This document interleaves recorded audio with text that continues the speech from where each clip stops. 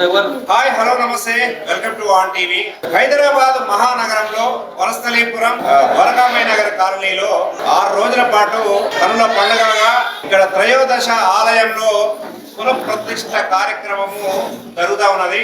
ఈ నేపథ్యంలో ఈ ఆలయానికి సంబంధించినటువంటి వ్యక్తి అంటే సంస్థాపకుడు కీర్తిశేషులు శ్రీ నక్కా యాదగిరి స్వామి యాదవ్ గారు సుమారు 40 ఏళ్ల క్రితం ఇక్కడ ప్రతిష్ఠించినటువంటి ఆలయము అభివృద్ధి చెందుతూ ఈ రోజు ద్వారకామాయి నగర్ లో ఉన్నటువంటి త్రయోదశ ఆలయము వారి భక్తుల చెంతకు వెళ్లి వారి కోరికలను తీర్చడమే కాకుండా అనునిత్యం ప్రజల మధ్యలో నిలుస్తూ ముందుకు వెళ్తున్నటువంటి తరుణం. అయితే ఈ రోజు నుంచి కార్యక్రమాలు పునఃప్రతిష్ఠ కార్యక్రమాలలో భాగంగా సుమారు 6 రోజుల పాటు జరుగుతున్నటువంటి కార్యక్రమాలు వివరించడానికి పూర్తిగా మనతో పాటు ప్రధాన అర్చకులు ఈ ఆలయానికి సంబంధించినటువంటి పూర్తిగా బాధ్యులుగా తీసుకుంటూ మన ముందున్నారు. వారితో మాట్లాడే ప్రయత్నం చేద్దాము. స్వామీజీ నమస్తే. ఓకే, ఇక్కడ ద్వారకామాయి నగర్ లో జరుగుతున్నటువంటి ఆలయాన్ని గురించి విశిష్టత, ఈ రోజు ఏమేమి కార్యక్రమాలు జరుగుతున్నాయో ఒకసారి భక్తులకు వివరిస్తారు. కాశ్యపాన్వయ సంజాతం నారాయణ పదాశ్రితం శ్రీమన్నారాయణం వందే విదేశ్వర శ్రీయాయుధం కళ్యాణాద్భుత గాత్రాయ కామినాత్ర ప్రదాయనే శ్రీమద్ వెంకటనాథాయ శ్రీనివాసాయ మంగళం.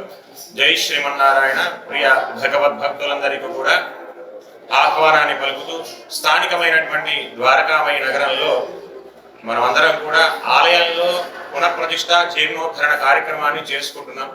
తేదీ 31/5/2025 నుంచి 5/6/2025 వరకు కూడా ఈ కార్యక్రమాన్ని మనం కొనసాగించుకోవడం జరుగుతుంది. ఆలయాలంటేనే ఆధ్యాత్మిక కేంద్రాలుగా ఉండి ప్రతి సాంప్రదాయ ఆచార వ్యవహారాలన్నీ కూడా తెలుసుకోవడానికి ఒక మంచి మార్గమైనటువంటి స్థలంగా కేంద్రాలుగా ఉండేటివే ఆలయాలు. అటువంటి ఆలయాన్ని ఇక్కడ సుమారు 40 సంవత్సరాల క్రితం చిన్నగా ఆలయాన్ని ప్రారంభం చేసి ఇంటింతే వటుడింతే తానింతే అనగా వామనమూర్తి చూడడానికి చిన్నగా ఉన్నాడు, కానీ పెరుగుతూ ఆకాశం వరకు అనంత భూమండలాన్ని కూడా దాటుకుంటూ 14 లోకాలకు విస్తరించినట్టుగా ఇక్కడ ద్వారకామాయి నగరంలో కూడా మొదటగా చిన్న ఆలయంగా ప్రారంభమై మొదటగా సాయిబాబా స్వామివారి యొక్క ఆలయంగా ప్రారంభమై దినదిన అభివృద్ధి చేసుకుంటూ ఇప్పుడు త్రయోదశ ఆలయంగా దాదాపు 13 ఆలయాల సముదాయంగా ఇక్కడ ఆలయ ప్రతిష్ఠా మహోత్సవాలను చేసుకున్నాం. మొదటగా 1988వ సంవత్సరంలో ఆలయాన్ని ప్రతిష్టాపన చేసుకున్నాం. ఆ తర్వాత 2000 సంవత్సరంలో శ్రీ మూనీలా సమేత శ్రీ వెంకటేశ్వర స్వామిని, అలాగే శివ పంచాయతన సహిత దత్తాత్రేయ స్వామి వారిని ఇక్కడ ఆలయ ప్రతిష్టాపన మహోత్సవం చేసుకోవడం జరిగింది. మొదటగా 1988వ సంవత్సరంలో సీతారామ స్వామిని, రాధాకృష్ణ స్వామిని, సంతోషి మాతను, అయ్యప్ప స్వామి వారిని, సాయిబాబా గారిని పూర్వం ఏర్పాటు చేసుకోవడం జరిగింది. కాలాతీతంగా నగరం చాలా విస్తరించిపోవడం వల్ల ఆలయ సముదాయంలో ఉన్నటువంటి భక్త జనానికి ఆలయం చాలా చిన్నగా కిక్కిరిసిలు పోతున్న కారణం చేత యాజమాన్యం అంతా కూడా కలిసి, కాలనీ వాసులంతా కూడా కలిసి ఒక మంచి ఆలయాన్ని నిర్మాణం చేసుకున్నారు. ఇక్కడ ఆ ఆలయాన్ని పెద్దగా ఏర్పాటు చేసుకోవడం ద్వారా మనం ఎలాగైతే చిన్న కుటీరం నుంచి పెద్ద బంగ్లాన్ని ఎలాగైతే ఏర్పాటు చేసుకుంటామో, మనకి ఇల్లు అనేది ఏ విధంగా అయితే నివాసానికి యోగ్యమైతుందో ఆలయాలన్నీ కూడా దేవతలకు ఆవాస యోగ్యాన్ని కలిగించేటువంటి స్థలాలు. అటువంటి స్థలాన్ని ఇక్కడ ఏర్పాటు చేసుకోవడం జరిగింది. సుమారు 1988లో ప్రతిష్టాపన చేసినటువంటి మూర్తులకు పునర్వైభవంగా ఎక్కువగా మోతాదులో భక్తులందరూ ఇక్కడ రావడం చేత వారందరికీ కూడా అనుకూలమైనటువంటి రీతిలో ఉండడానికి ఆలయాన్ని పెద్దగా విస్తారణ చేసుకొని మంచి ఆలయ నిర్మాణాన్ని ఏర్పాటు చేయడం జరిగింది. అందులో భాగంగా నేటి నుంచి అంటే తేదీ 31/5/2025 శనివారం నుంచి 5/6/2025 గురువారం వరకు ఈ యొక్క కార్యక్రమాన్ని సంకల్పించాము. మేమందరం కూడా కలిసి యాజమాన్యంతో కూడి ఇక్కడ ఈ రోజు నాడు అంటే 31వ తారీఖు నాడు ఉదయం పాత మూర్తులు ఏవైతే ఉన్నాయో ఆ మూర్తులన్నింటినీ కూడా కళాన్యాసపూర్వకమైనటువంటి జీర్ణోద్ధరణ కార్యక్రమాన్ని చేశాము. అంటే ఎందుకు అలా చేయడం అంటే ప్రతి ఆలయంలో ఉన్నటువంటి ఇన్ని రోజులుగా 25 దాదాపు 40 సంవత్సరాలుగా ఆ స్వామికి నిత్య కార్యక్రమాలన్నీ జరగడం జరిగింది. అంటే దానివల్ల ఎంతోమైనటువంటి శక్తి ఆ యొక్క విగ్రహమూర్తిలో ఉంది. ఆ విగ్రహమూర్తిలో ఉన్నటువంటి శక్తిని కూడా ఎక్కడికి పోనివ్వకుండా ఒక విధానంగా కళాన్యాసాన్ని చేసి అందులో ఉన్నటువంటి జీవకళను, శక్తి కళను అంతా కూడా తీసి కలశాలను ఏర్పాటు చేసుకోవడం జరిగింది. ఆ తర్వాత మూర్తిని తీయడం జరిగింది. ఎందుకంటే నేరుగా వెళ్ళి తీయడానికి ఆస్కారమైనటువంటి విధానం లేదు మన సాంప్రదాయంలో. వేదాలు చెప్పినటువంటి విధంగా మంత్రపూర్వకంగా ఆవాహన చేయడం, మంత్రపూర్వకంగానే నిశ్చీకాన్ని చేయడం, అందులోకి కళలన్నీ తీయడం అనేది సాంప్రదాయంలో వస్తున్నటువంటి విధానం. అందుచేత ఈరోజు ఉదయం స్వామికి కళన్యాసపూర్వకమైనటువంటి ఆరాధనను చేసి ఆ కళలన్నింటినీ కూడా తీసి ఒక కలశంలో నిక్షిప్తం చేసి ఆ తర్వాత బింబాలన్నింటినీ కూడా తీసి వాటికి పంచగవ్య అభిషేకాన్ని చేయడం జరిగింది. అలాగే ఉదయం అంతా కూడా ఆ కార్యక్రమాన్ని చేస్తూ సాయంకాలం మళ్ళీ పునఃప్రతిష్ఠ నూతన ఆలయంలోకి ఆ మూర్తులను తీసుకువెళ్ళి ప్రతిష్టాపన చేయడానికి మంచి ఆలయాన్ని నిర్మాణం చేసుకున్నాం ఇక్కడ. ఆ నిర్మాణమైనటువంటి ఆలయాన్ని అంతా కూడా శుచి శుభ్రత కలిగి ఉండడానికై ఈరోజు సాయంకాలం అంకురార్పణ, దీక్షా స్వీకారం, అలాగే విశ్వక్సేన ఆరాధన, పుణ్యావాచనం, విఘ్నేశ్వరుని యొక్క పూజ, అలాగే స్వస్తి పుణ్యావాచనం అనేటువంటి కార్యక్రమాలను చేసుకోవడం జరిగింది. తద్వారా కార్యక్రమంలో మనమందరం కూడా దీక్ష బద్ధులమై ఉంటామని చెప్పి అందరికీ కూడా కంకణ ధారణను చేయడం జరిగింది.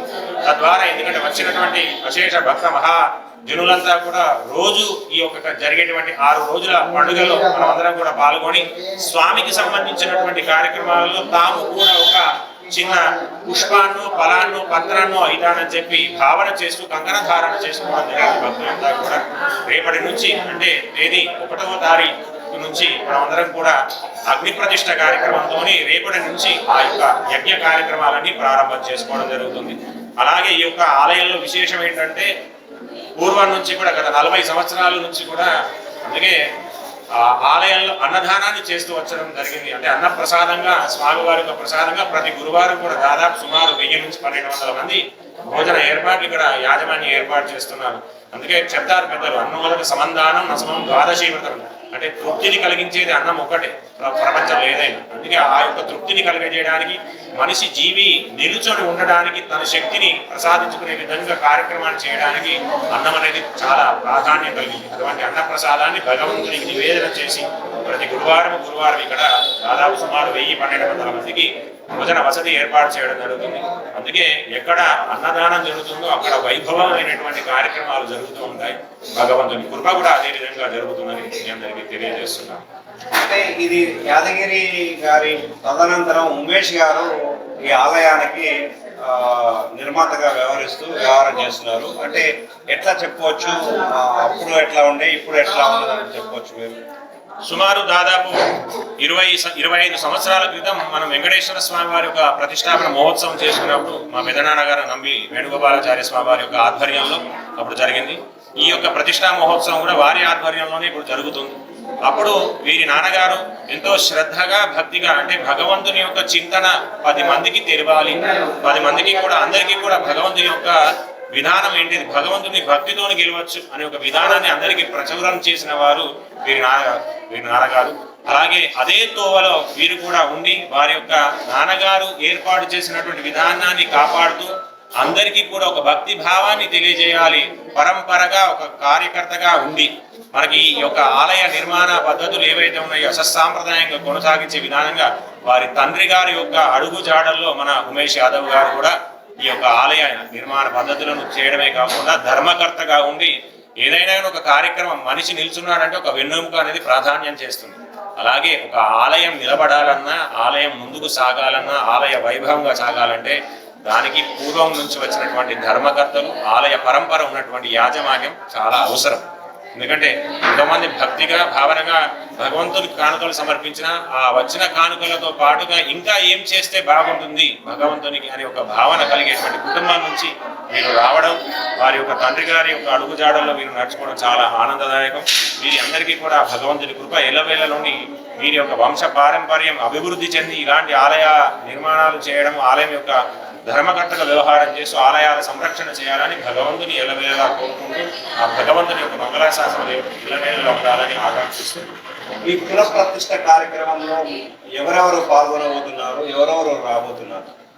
దీనిలో ముఖ్యంగా ఇంతకుముందు ఇతపూర్వం అయితే జీర్ణోద్ధరణ చేసినప్పుడు ఎప్పుడైనా కానీ ఎవరైతే ప్రతిష్టాపన చేశారో ఆ సమయంలో వారి చేతనే తిరిగి యంత్రస్థాపన చేయించడం అనేది వేద పద్ధతిలో ఉన్నటువంటి సాంప్రదాయం. అప్పుడు శ్రీమాన్ నంబి వేణుగోపాలాచార్య స్వామి వారు ఇక్కడ ఆలయ ప్రతిష్టాపన మహోత్సవాన్ని చేశారు. అదే పరంపరలో ఇప్పుడు వారి చేతనే యంత్రస్థాపన ప్రతిష్టా మహోత్సవాన్ని వారి చేత చేయించుకోవడం జరుగుతుంది. ఆచార్యులైనటువంటి శ్రీ దగ్గంటి శ్రీమన్ నారాయణ రామానుజ స్వామి వారికి కూడా ఆలయ ప్రతిష్టాపన మహోత్సవం గురించి తెలియజేయడం జరిగింది. వారు అవకాశాన్ని బట్టి మనకు ఏదన్నా ఈ 5 రోజుల్లో ఏ ఒక్క కార్యక్రమంలో అయినా పాల్గొనేటువంటి అవకాశాలు ఉన్నాయి. అలాగే పెద్దలు వేద పండితులంతా కూడా చాలా ప్రాంతాల నుంచి ఇక్కడికి వచ్చి వేద ఆశీర్వచనాన్ని ఇవ్వడానికి కొంతమంది తిరుమల నుంచి, కొంతమంది యాదగిరి నుంచి, కొంతమంది వేములవాడ నుంచి కూడా రావడం జరుగుతుంది. బ్రాహ్మణోత్తములు వేదమూర్తులంతా కూడా వచ్చి ఆశీర్వాదాన్ని అందజేస్తూ భగవంతుని యొక్క వైభవాన్ని తెలియజేయడానికి ఆస్కారం ఉంది. ఓకే, మొదటి రోజు కార్యక్రమాలన్నీ దిగ్విజయంగా అయిపోయినాయి అని భక్తులకు చెప్పొచ్చండి. మొదటి రోజు మొత్తం కార్యక్రమం అంతా పూర్తి అయిపోయింది. అంటే మొదటి రోజు అంతా కూడా పూర్వరంగాన్ని చేసుకోవడం జరుగుతుంది. అంటే ప్రతి కార్యక్రమానికి ఒక వివాహం అయితే మొదటగా మనం పెళ్లి పందిరి ఎలాగైతే సిద్ధం చేసుకోవడం జరుగుతుందో ఆలయ నిర్మాణానికి, ఆలయ ప్రతిష్టాపన కూడా దాని పూర్వరంగాన్ని అంతా కూడా ఏర్పాటు చేసుకోవడం జరిగింది. అందుకే రేపటి నుంచి సంసిద్ధంగా మన కార్యక్రమానికి మనందరం కూడా దీక్షాబద్ధులై ఉండి పోవడానికి ఉత్తీర్ణత పొందినటువంటి విధానమే ఈ యొక్క పూజ పుణ్యాహవాచనం. ఎందుకంటే పుణ్యాహవాచనం అంటేనే అందులో ఉన్నటువంటి తీర్థానికి మంత్రపూర్వకంగా ఆవాహన చేసి నదీ జలాలతో కూడినటువంటి తీర్థాలలో ఆ యొక్క మంత్రపూర్వకంగా దేవతల మూర్తిని ఆవాహన చేసి ఆ తీర్థాన్ని అంతా కూడా ఆలయ సంప్రోక్షణ చేయడం జరిగింది. ఆలయ సంప్రోక్షణ చేయడం ద్వారా ఈ యొక్క భావన అంతా, అంటే నిర్మాణం చేసేటప్పుడు ఎన్నో విధాలైనటువంటి కొన్ని జరిగి ఉండవచ్చు. ఆ యొక్క ప్రాయచిత్తంగా చేసి ఆలయ ప్రతిష్టా మహోత్సవానికి పవిత్రతను ప్రాధాన్యత ఇవ్వాలంటే మంత్రపూర్వకమైనటువంటి పుణ్యాహవచనాన్ని ఉదకశాంతి కార్యక్రమాన్ని ఈరోజు చేసుకోవడం జరిగింది. అటువంటి కార్యక్రమం అయిన తర్వాత అంతా కూడా ప్రోక్షణ చేసి శుద్ధి చేసి ఆలయాలు యజ్ఞాశాలలో అంతా కూడా సంసిద్ధం చేసుకోవడం జరిగింది. రేపు ఉదయం అంటే 1వ తారీఖు జూన్ నుంచి మనం కార్యక్రమాన్ని ఉదయం 8 గంటల నుంచి ప్రారంభం చేసుకోవడానికి అవకాశం ఉందని తెలియజేస్తున్నాను. ఇప్పుడు ఆలయ చైర్మన్ మనతో పాటు ఉన్నారు, వారితో మాట్లాడే ప్రయత్నం. వారే నక్కా ఉమేష్ యాదవ్ గారు. వారు మరి యాదగిరి స్వామి యాదవ్ అనంతరం ఈ ఆలయాన్ని దగ్గరుండి రోజు పర్యవేక్షణ చేస్తూ మరి నిరంతరం భక్తులకు ఏవి కావాలి అని తెలుసుకుంటూ మరి ఇక్కడనే పూర్తిగా ఆయన భక్తి పారవశంతో మునిగిపోతున్నటువంటి సందర్భంలో ఉమేష్ యాదవ్ గారిని అడిగి తెలుసుకునే ప్రయత్నం చేద్దాం. సార్ నమస్తే. సార్, మీ నాన్నగారు ఈ ఆలయాన్ని ప్రతిష్టాపన చేశారు సుమారు 40 సంవత్సరాల క్రితం అని చెప్పారు. అప్పుడు మీరు ఎలా ఉన్నారు? అప్పుడు మీ భక్తి పారవశ్యం గురించి ఏమైనా చెప్తారా? మీ నాన్న గురించి ఏమైనా చెప్తారా? అప్పుడు నేను అంటే 20 సంవత్సరాలు నాన్నతో పాటు కూడా తిరిగేవాడిని. నాతో పాటు పూజా కార్యక్రమంలో పాల్గొంటున్నాను కాబట్టి అలా తరతరంగా మా నాన్నగారు పూజా విధానం చూసి నేను కూడా అలా చేయగలను. ఓకే, దినదినాభే అభివృద్ధి చెంది ఇప్పుడు దాదాపు 13 ఆలయాలు ఇక్కడ వెలిసి ఉన్నాయి, భక్తుల కోరికలు తీరుస్తా ఉన్నారు అనేది చెప్తున్నారు. ఎలా అనిపిస్తుంది మీకు? చాలా సంతోషంగా కాలనీ వాళ్ళు కూడా దినదిన అభివృద్ధికి ఇక్కడ వచ్చి కరెక్ట్గా ఉన్నారు. వాళ్ళు ఒక ఆఫీసర్గా అయ్యి రిటైర్ అయ్యారు. ఓకే, మొత్తానికి అయితే చాలా సంతోషంగా ఉంది. అంటే మీరు ఎదగడానికి ఈ ఆలయం కూడా ఏ రకంగా, అంటే దేవుడు ఎలా కనికరించిండు అని అంటే ఏం చెప్తారు? అంటే దినదిన అభివృద్ధిగా మేము కూడా అభివృద్ధి చెందుతున్నాం. దేవుడు కూడా అలానే అభివృద్ధి చెందాలని కోరుకుంటున్నాం. Okay, right. ఇక ఫైనల్ గా ప్రజలకు కానీ ఇక్కడ ఈ నివాస ప్రాంతంలో ఉన్నటువంటి అంటే చుట్టుపక్కల చాలా ప్రదేశాలు అంటే మన్సూరాబాద్, ఎల్బీనగర్ ఇట్లా అందరి కాలనీల నుంచి ఇక్కడికి వచ్చి పోతా ఉంటారు. నేను కూడా చూస్తా ఉంటాను. ఫైనల్ గా మీరు భక్తులకి ఏం చెప్తారు? భక్తులందరికీ కూడా చెప్పే విన్నపం ఏంటంటే భగవంతుని సంబంధించినటువంటి కార్యక్రమాలు ఎక్కడ జరిగినా పాల్గొంటే మనం చేసుకున్నటువంటి ఏదైనా పాపకృత్యాలు ఉంటే అవి తొలగిపోయి మంచి మార్గాన్ని భగవంతుడు మనకు అందజేసి మనకు రాబోయేటువంటి తరాలైనటువంటి పిల్లలందరికీ కూడా ఉన్నతమైనటువంటి స్థితిని కలిగజేసేటటువంటి వంశ పారంపర్య అభివృద్ధిని భగవంతుడు కృప చేస్తాడు. అందుకే భగవంతుడు కానీ ఎక్కడ ప్రతిష్టా కార్యక్రమాలైనా, యజ్ఞయాగాదులైన, ప్రవచన కార్యక్రమాలైనా పిలవకుండా రావాలండి. పిలిస్తే పోయేటి కొన్ని కార్యక్రమాలు ఉంటాయి, కానీ యజ్ఞానికి కానీ, యాగానికి కానీ, ప్రతిష్టా కార్యక్రమాలకు కానీ పిలిచినా పిలవకుండా తెలిస్తే వినపడితే వచ్చి కార్యక్రమంలో పాల్గొంటే భగవంతుని అనుగ్రహం ఉంటుంది. ఎందుకంటే ఒక ఆలయం నిర్మాణం చేసినట్టే గర్భంలో ఉన్నటువంటి శిశువు ఎలాగైతే బయటకు వచ్చి ప్రసవిస్తే ఆ తల్లిదండ్రుల యొక్క ఆనందం ఎంత విధంగా ఉంటుందో ఒక ఆలయంలో భగవంతుని ప్రతిష్టాపన చేస్తే భగవంతుడు అంతా అభివృద్ధిగా ఆనందాన్ని కలగజేస్తాడు. చేసిన వారికి, చేయించిన వారికి, చూసిన వారికి, తలిచిన వారికి అందరికీ కూడా ఆయువును ఆరోగ్యాన్ని ప్రసాదిస్తాడు. కాబట్టి నగర వాసులందరికీ కూడా, పట్టణ వాసులందరికీ కూడా తెలియజేయడం మీరందరూ కూడా వచ్చి ఆలయంలో జరిగేటువంటి కార్యక్రమాలను వీక్షించండి. భగవంతుని అనుగ్రహంగా తీర్థాంగ ప్రసాదాన్ని స్వీకరిస్తే మీ యొక్క జన్మ సుకృతమయ్యేటువంటి అవకాశం భగవంతుడు ఈ విధంగా మనకు కలుగజేస్తుంది. కాబట్టి మీరందరూ కూడా పాల్గొని భగవంతునికి ప్రీతి పాత్రలు అవుతారని కోరుకుంటూ జై శ్రీమన్నారాయణ. ధన్యవాదాలు.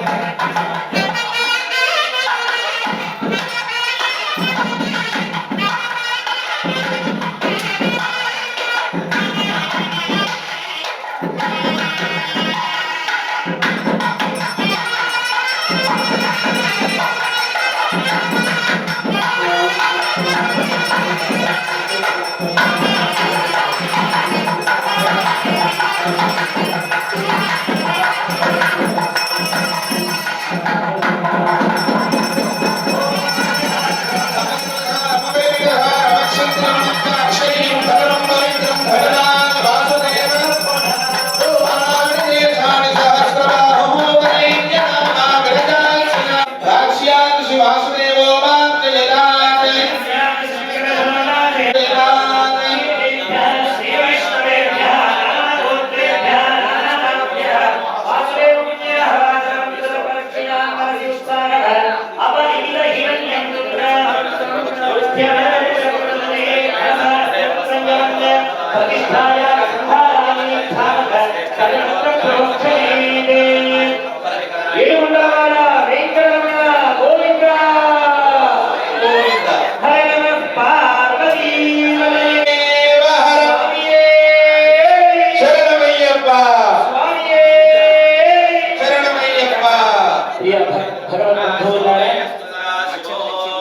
చక్కగా ఈ వేళ మనమంతా కూడా ఎంతో గొప్పనైనటువంటి అదృష్టాన్ని చేసుకున్నాం. విశ్వక్సేనుడి యొక్క ఆరాధనను మాత్రం సేవించగలుగుతాం. మన సుకృతం వలన ఇక్కడ మనం విఘ్నేశ్వరుడి యొక్క ఆరాధనను సేవిస్తున్నాం. భక్తాదులందరికీ కూడా సూచిస్తున్నాం. చక్కగా అందరూ భగవంతుడి యొక్క సేవకి, భగవంతుడి యొక్క అనుగ్రహానికి పాత్రవాసిగా సూచిస్తూ చదువుతున్నటువంటి వేద మంత్రములను, జరుగుతున్నటువంటి వేద కార్యక్రమాన్ని శ్రీరామచంద్ర మహారాజ్ కి గట్టిగా బోలో పవన సుత హనుమాన్ కి, బోలో శ్రీకృష్ణ భగవాన్ కి, బోలో రమాదేవి సహిత సత్యనారాయణ భగవాన్ కి, బోలో పూర్ణ పుష్కరాంబ.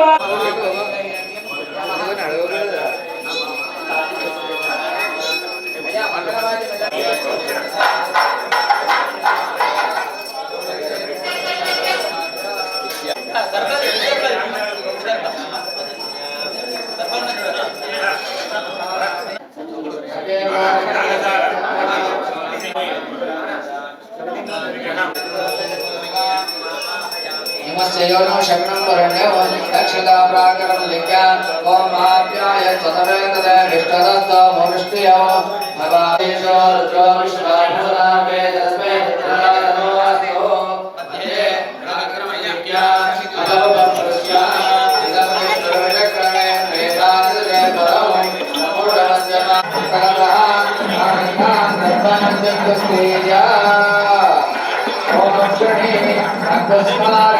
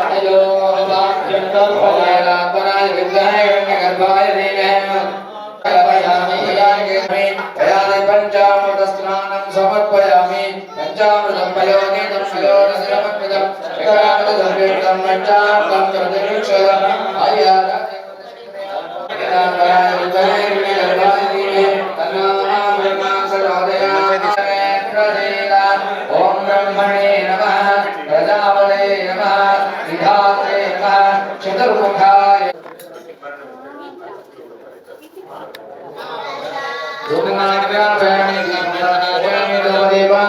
आजमने समर्पयामि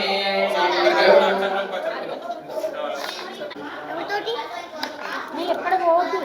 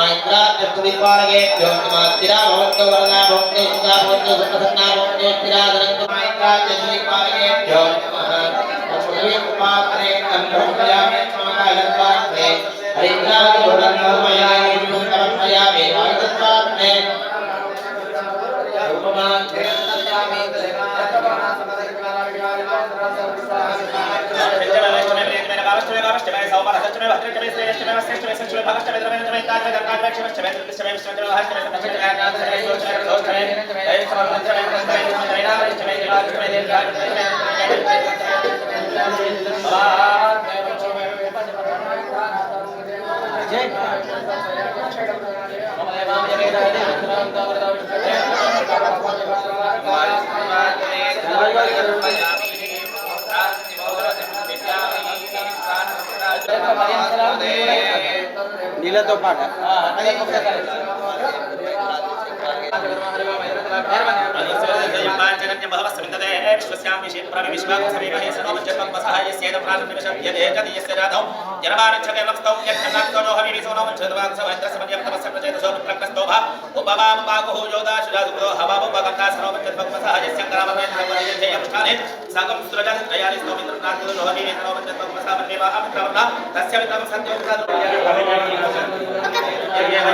Gracias.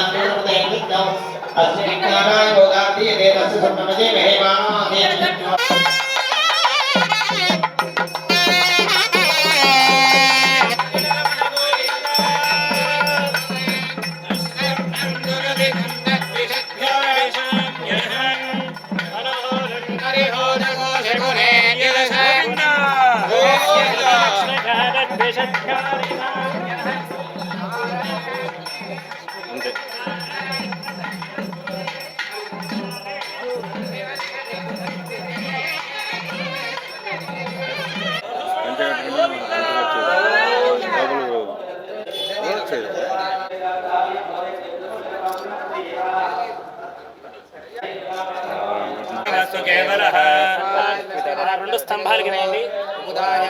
కుముదాక్షాయ నమః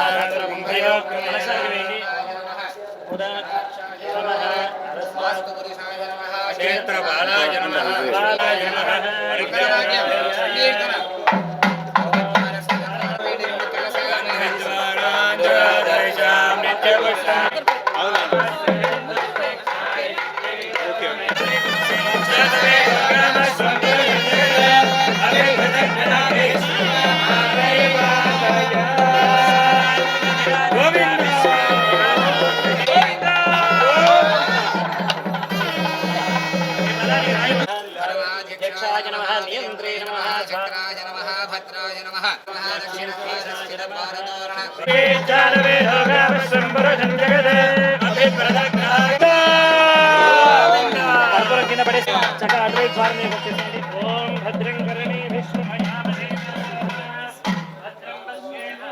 పురుషాయ నమః క్షేత్రపాలాయ నమః సిద్ధాయ నమః సిద్ధాధ్యక్షాయ నమః నాశనాయ నమః సత్యాయ నమః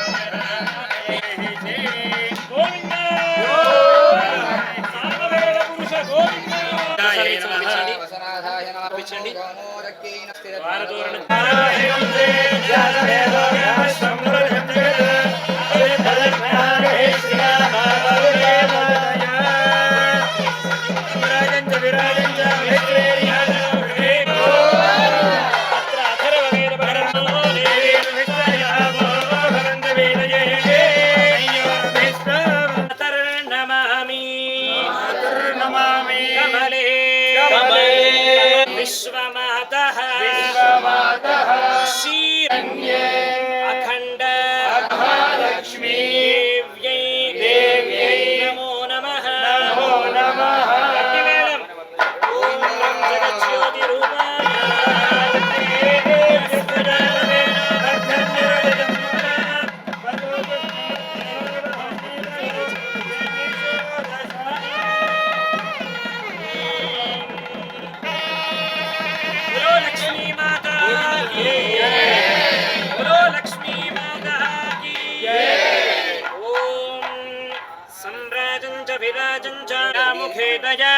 మాసగో సృజామసి మళ్ళీ గట్టి మేళం ఓ మంగళవాద్యం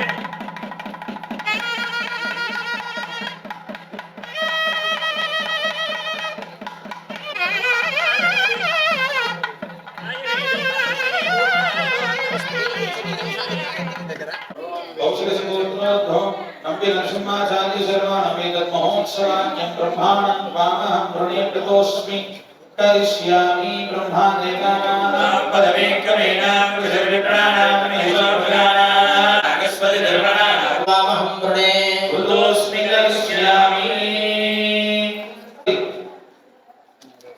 जगन्महोत्सवाय ब्रह्माणं वृणे प्रदोषं करिष्यामि। జై శ్రీమన్నారాయణ. యజ్ఞాచార్య స్వామి వారిగా శ్రీమాన్ కృష్ణుని అందజేయడం జరుగుతుంది కాబట్టి ఆ బాధ్యతను ముఖ్య కృష్ణమాచార్య స్వామి వారికి అందజేయడం ఉంటుంది. కాబట్టి అర్చకులు కావాలి, ఆచార్యులు కావాలి, అంటే పాచకులు అంటే వంట చేసే వాళ్ళు కావాలి, నటిస్తున్న వాళ్ళు కూడా ఉండాలి. అలాగే ఏది దిగ్విజయం కాదు. శ్రవణం కీర్తనం విష్ణు నడుస్తుంది. మనం చిన్నగా భజనను అందరం కలిసి చేసుకున్నాము. ఓపికలు ఉన్నాయా? కృష్ణ జై కృష్ణ మురారి జై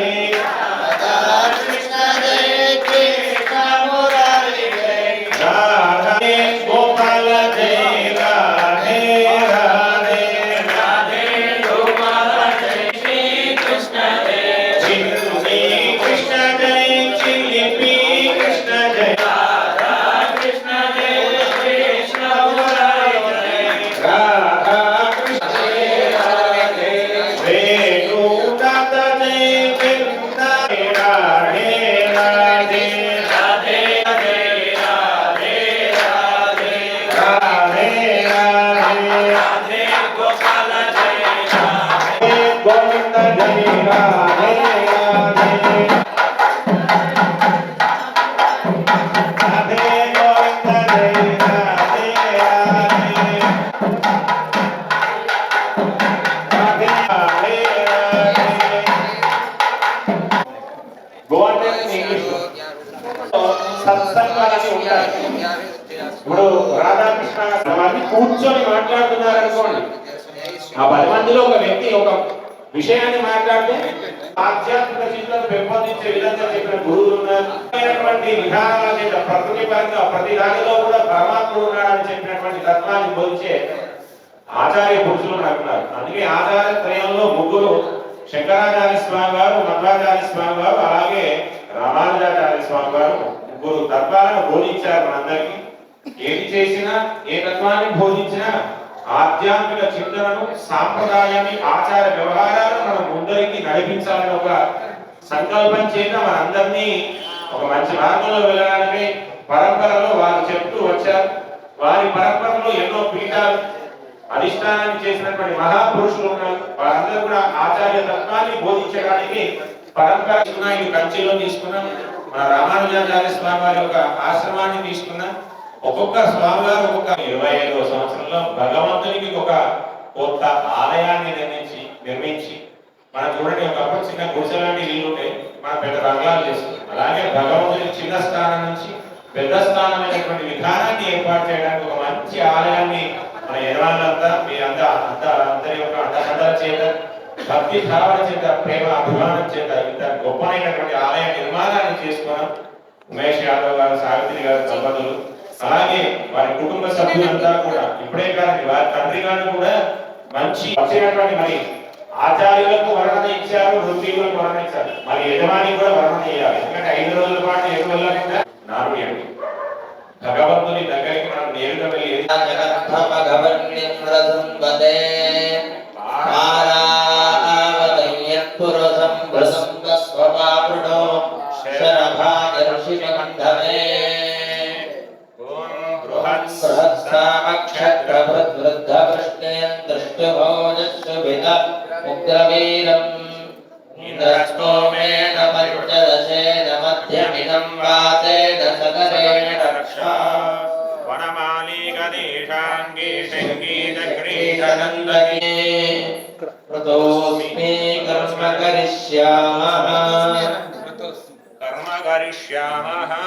శతమానం భవతి శతాయు పురుషః శతేంద్రియ ఆయుష్యేంద్రియే ప్రతిష్ఠతి. దేవదా అకారాక్షర బీజాని